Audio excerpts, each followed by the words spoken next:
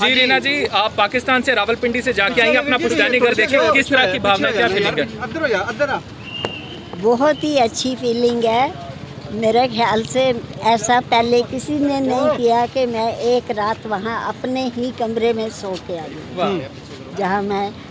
जहाँ से मैं गई थी तो जब सोती थी। किस तरह की मोहब्बत देखने को मिली आपको?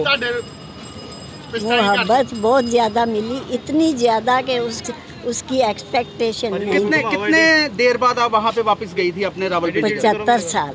तो फोटो लेके आई है साथ में? फोटो लेके आई? फोटो ली है उन्होंने, मैंने नहीं ली हुई, जो जिन्होंने ली है। सोशल मीडिया में आपकी बड़ी वीडियो वायरल हुई जिसमें आपका घर ऐसे का ऐसे है, कोई यादगार लेके आई अपने घर की निशानी के तौर पे? कुछ था ही नहीं।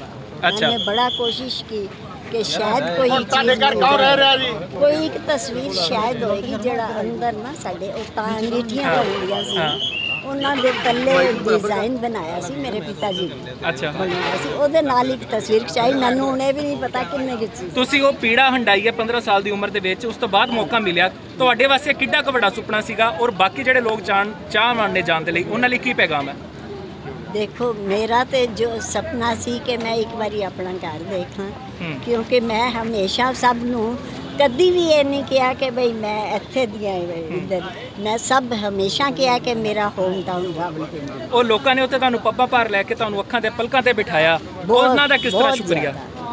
मैं तो उन्होंने जिन्ना शुक्रिया करा ना उतना ही घट है, क्योंकि मेरे को तो अल्फाज नहीं कि उन्होंने मैंने जो। मैम किस तरह का मानू लगा ਤੁਸੀਂ ਆਪਣੇ ਪਰਿਵਾਰ ਨੂੰ ਉੱਥੇ ਜਾ ਕੇ ਵੇਖਿਆ, ਆਪਣੇ ਘਰ ਨੂੰ ਵੇਖਿਆ ਜਿੱਥੇ ਤੁਸੀਂ ਤੁਹਾਨੂੰ? बस घर ਨੂੰ देखिया तो परिवार बहुत याद आता रहा, पूरा टाइम परिवार ही याद आता रहा।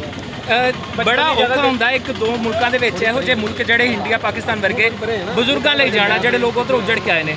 ਦੋਵੇਂ ਐਮਬੈਸੀਆਂ ਨੂੰ ਕਿਸ ਤਰ੍ਹਾਂ ਦੀ ਅਪੀਲ ਕਰਨਾ ਚਾਹੁੰਦੇ ਹੋ ਕਿ ਹਰ ਕੋਈ ਜਿੰਦੇ ਜੀ ਆਪਣਾ ਜਿਹੜਾ ਪੁਸ਼ਤੈਨੀ ਘਰ ਉਹਨੂੰ ਦੇਖ ਸਕੇ? देखो ये तो मैं अपील दोनों गवर्नमेंट ਨੂੰ ਕਰਾਂਗੀ कि ਜਿਹੜੇ 90 साल तो उत्ते बाकी एक्चुअली होर नहीं कटना चाहिए, पर 90 साल ਦੇ ਵੱਡੇ बड़े थोड़े रह गए ने बंदे ਜਿਹੜੇ कि उत्थे थोड़ी लाइफ गुजारे, और ਉਹਨਾਂ ਚੋਂ भी सारे जान लायक नहीं ने, ਤੇ ਇਸ ਕਰਕੇ एटलीस्ट ਉਹਨਾਂ ਵਾਸਤੇ एकदम ईजी करना। ਰੱਬ ਸੋਹਣਾ ਜ਼ਿੰਦਗੀ ਲੰਬੀ ਦੇਵੇ, ਦੁਬਾਰਾ ਕਦੀ ਮੌਕਾ ਮਿਲੇ ਤੇ ਜਾਣਾ ਚਾਹੋਗੇ?